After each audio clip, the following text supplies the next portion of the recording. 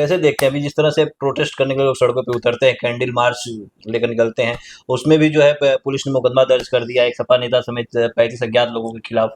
देखिए, जनता को जो है, मैं जनता से कहना चाहूंगा कि जब जब आप जो है कटेंगे और आपको काटा जाएगा गाजर मूली की तरह, और फिर इसके बाद आपके साथ अन्याय होगा, आपका शोषण किया जाएगा, तो अगर आप चुप बैठोगे तो इस तरीके से जो अंग्रेजी हुकूमत की तरह जो सरकार चल रही है बीजेपी में, तो निश्चित रूप से जो है सब मारे जाएंगे। आपको ये जनता को तय करना पड़ेगा, जनता को लड़ाई लड़ना पड़ेगा इस चीज का। जो आज जो अंग्रेजों की तरह जो ये मुकदमे वगैरह सब लिखा जा रहा है, इस देश की आजादी कैसे हुई है मित्र, बताइए हमको। आप पत्रकार बंधु हैं, आपको जानकारी भी है। इस देश की आजादी जो है लड़ाई लड़के की गई है, प्रोटेस्ट करके की गई है, धरना प्रदर्शन करके की गई है। और इसी देश में हमारे भगत सिंह सरदार जैसे, पंडित राम प्रसाद बिस्मिल जैसे लोग, सदैव गुरु जी जो लोग जैसे अपनी यहाँ पे बलिदान दिया है, प्राणों का बलिदान दिया है। और अपने कम उम्र में, जिस उम्र में जवानी में लोग खेलना कूदना चाहते हैं, उस उम्र में उन्होंने देश की आजादी में जो है अपने प्राण और लहू दे दिया। तो आज ये बताइए कि ऐसे ही चुप बैठेंगे? अब वो तो अंग्रेज थे, मगर उस अंग्रेजों के जितने भी डीएनए था, हमें लग रहा है इन लोग के अंदर घुस गया है। ये अंग्रेजों के डीएनए के लोग हैं जो बीजेपी के लोग हैं। अब आप इतने अन्याय देख रहे हैं मित्र, आप बताइए, आप पत्रकार बंधु हैं, जगह जगह जाते होंगे, गांव गांव के कोने कोने तक जाते होंगे, और आप सब जगह कवरेज करते होंगे। क्या आपको दिख रहा है इस बीजेपी की गवर्नमेंट में जिस तरीके से ये लोग बोलते हैं, क्या वैसा ये देश, ये प्रदेश है? क्या सपा सरकार में ऐसे मामले नहीं होते थे, ऐसे अपराध? ये वही लोग हैं, ये वही लोग हैं जो समाजवादी पार्टी में जघन्य अपराध करते थे, माफियागिरी करते थे, और फिर किसी को, कमजोर आदमियों को मौत के घाट उतारते थे। वो आज भी दिख रहा है। अगर ये कहते हैं कि हाँ, कि अगर समाजवादी के लोग ये करते थे, तो आज कौन है वो लोग जो ये बीजेपी में कर रहे हैं? जिसका मतलब है जो बीजेपी में कर रहा है वही समाजवादी में कर रहा था, वो बसपा में कर रहा था, वही कांग्रेस में भी कर रहा था।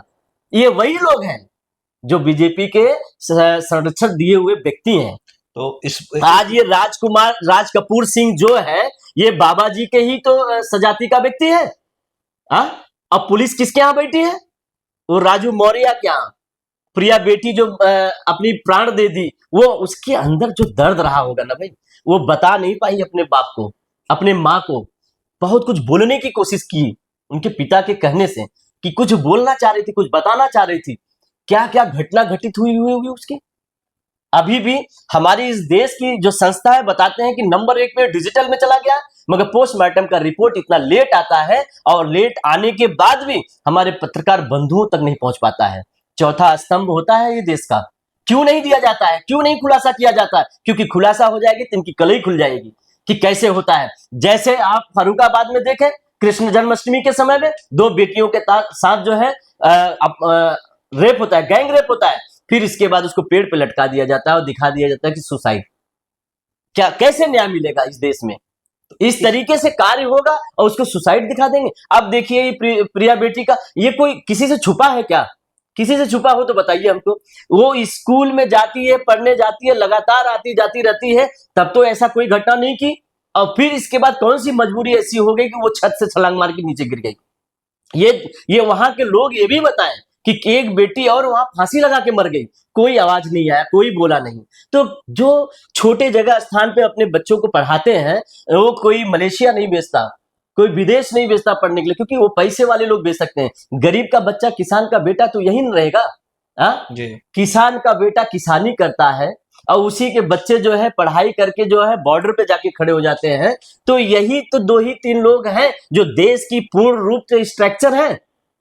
जो आधी आबादी गांव में जो बसी हुई है, गरीब ही तो है जो देश को चला रही है। मगर देश के ऐसे ऐसे महान लोगों की इस तरीके से गाजर मूली की तरह जो है उनको काट के फेंक दिया जाता है, और इतना प्रताड़ित कर दिया जाता है कि उनको सुसाइड करने पे भी मजबूर हो जाते हैं। सुसाइड आदमी इस तरीके से नहीं करता भाई, सुसाइड इस तरीके से नहीं करता। प्रिंसिपल को कितना दोषी मानते हैं आप? जो है प्रिंसिपल ही पूर्ण दोषी है। यदि अगर वो ड्राइवर जैसे राजू मौर्य जी जब गए, पीड़ित बेटी के, प्रिया बेटी का मौर्य के जो पिताजी जब गए, अगर उस समय उसकी शिकायत प्रिंसिपल सुन लिया होता तो शायद ये घटना भी नहीं घटती, और स्कूल में एक चेंजेस भी आता है।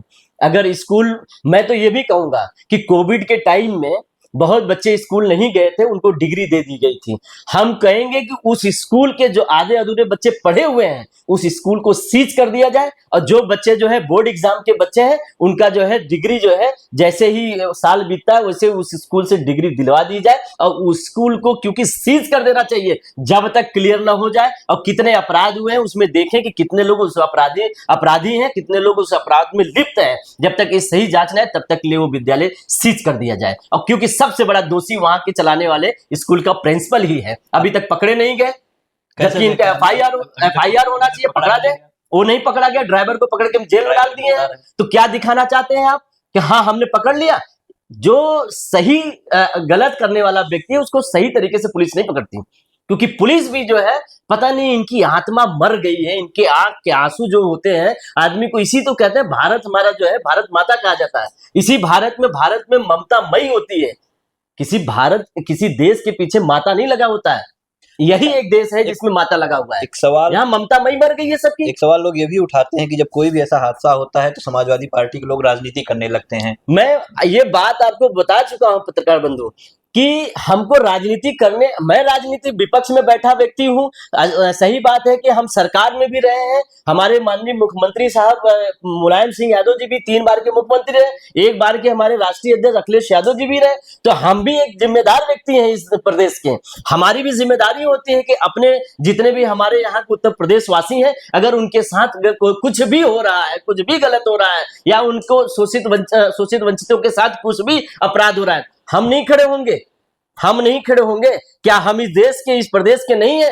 हम राजनीति नहीं चाहते? आप क्यों राजनीति करने के लिए मौका देते हैं? आप हमको, जिस बच्चे को, जिस बेटियों को न्याय चाहिए वो न्याय दिलवा दीजिए आप।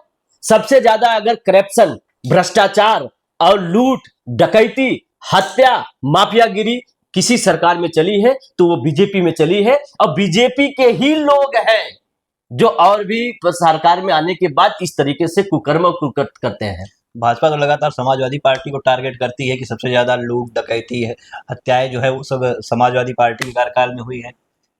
हाँ, बात सही कह रहे हैं। अभी का मामला अगर देखा जाए, जिस तरह से मंगेश यादव के एनकाउंटर पे सवाल उठा जी, राष्ट्रीय अध्यक्ष सपा के अखिलेश यादव जी ने कहा कि जांच देकर एनकाउंटर, उसके बाद फिर जब एनकाउंटर होता है अनुज प्रताप सिंह का, तो उस समय किसी तरह का उनका कोई बयान नहीं आता। तो लोग ये कहते हैं कि अब जो है नहीं बोल रहे हैं अखिलेश जी कुछ, अब तो जो है ठाकुर का भी एनकाउंटर हो गया।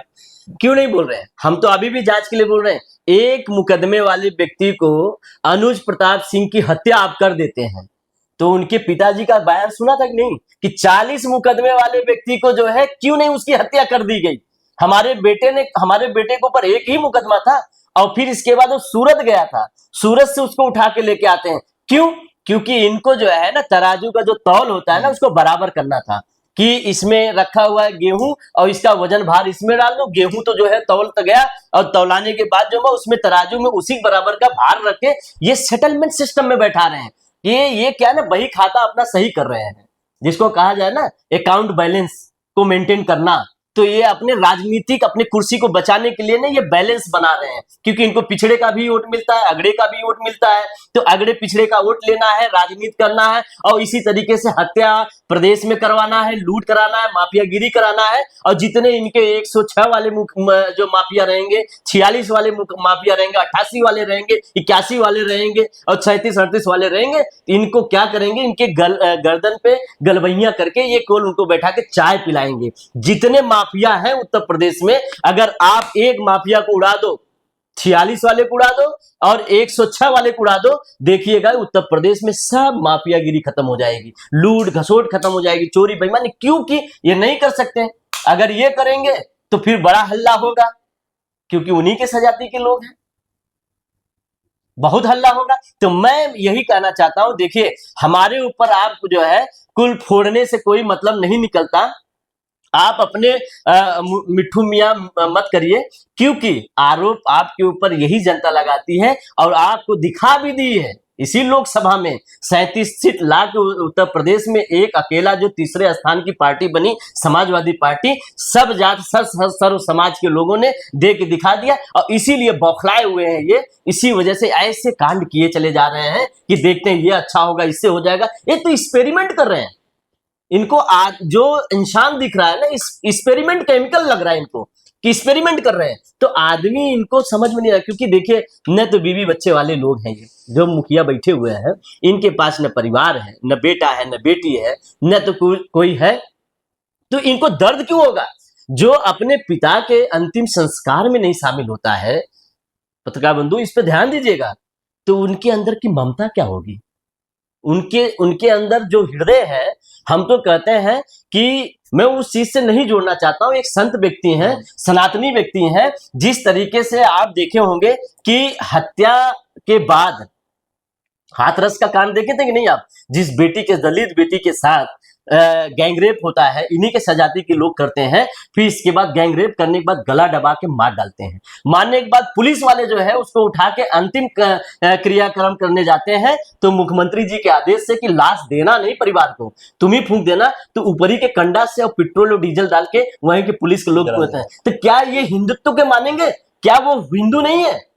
किस बात के हिंदुत्व की लड़ाई लड़ते हो आप केवल अपने आप को हिंदू मानते हो, और जो ये समाज में रहने वाले लोग हैं वो हिंदू नहीं है। केवल जब वोट लेना होगा तब हिंदू हो जाएंगे, फिर इसके बाद जब न्याय करना होगा तो हिंदू नहीं रहेंगे, तब केवल वही आपके सजाती के ही लोग हिंदू रहेंगे। तो क्या लगता है इस मामले में न्याय मिलेगा कि नहीं मिलेगा? देखिए भाई, हम लोग न्याय की लड़ाई लड़ते हैं, मगर देना है इस देश और ये प्रदेश का जितना भी स्ट्रक्चर है, जो भी इसके विभाग से हैं, उनको देना होता है। मगर हम लोग लड़ाई लड़ने वाले व्यक्ति हैं। आप मुकदमा कितना भी कर दीजिए, हम प्रोटेस्ट करने से पीछे नहीं हटेंगे और न्याय दिलाने से भी पीछे नहीं हटेंगे। हम जांच पे जांच मांगेंगे, चाहे सीबीआई जांच होनी हो, चाहे सीजेआई हो, में उसकी भी मांग करेंगे। हम लोग ये जरूर मांग करेंगे, आज नहीं कल न्याय मिलेगा, क्योंकि यहाँ पे बहुत ऐसे हम लोगों ने देखा है, बहुत ऐसा देखा है हम लोगों ने कि यहीं पे आप कृष्ण कुमार पुजारी के देखे होंगे, बक्सा में हत्या हो गया था और पुलिस कस्टडी में, कस्टोडियल डेथ हुआ था उसका।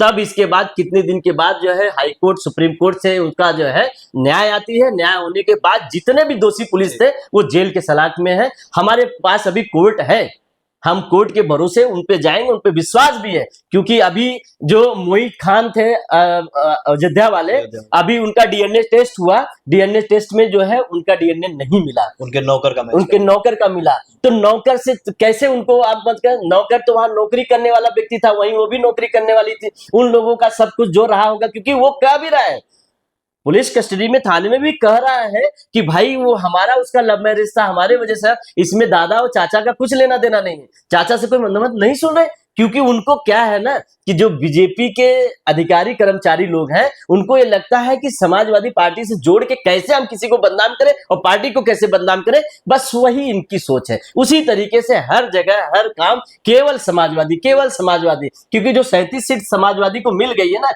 इनके मतलब कि बाबा जी बौखलाए पड़े हुए हैं, उनका दिमाग काम नहीं कर रहा है, समझ रहे नहीं, डेली की डेली छुड़वा रहे हैं, मगर ठंडक नहीं मिल रही है, गर्मी उतनी बनी हुई है, तो इसके वजह से परेशान है, इसलिए पीडीए परिवार के साथ अत्याचार कर रहे हैं। बहुत बहुत धन्यवाद डॉक्टर साहब हमारे साथ जुड़ने के लिए। तो ये डॉक्टर मनोज यादव जी जो सपा नेता हैं और पूर्व एमएलसी प्रत्याशी जौनपुर के, और इन्होंने बड़ी बेबाकी से पूरी बात बताई, उस घटनाक्रम का जिक्र किया, और साथ ही इन्होंने कहा कि जिस तरह से पुलिस प्रशासन ने फतेहपुर के सपा नेता समेत 35 लोगों के खिलाफ मुकदमे दर्ज किए हैं, तो मुकदमे कितने भी दर्ज हों, समाजवादी पार्टी न्याय की लड़ाई लड़ती रहेगी और पीडीए परिवार के साथ जो समाजवादी पार्टी खड़ी है, और हर उस परिवार के साथ खड़ी है जो कि ऐसा पीड़ित होगा, और बीजेपी सरकार के खिलाफ ये मोर्चा जो है जारी रहेगा।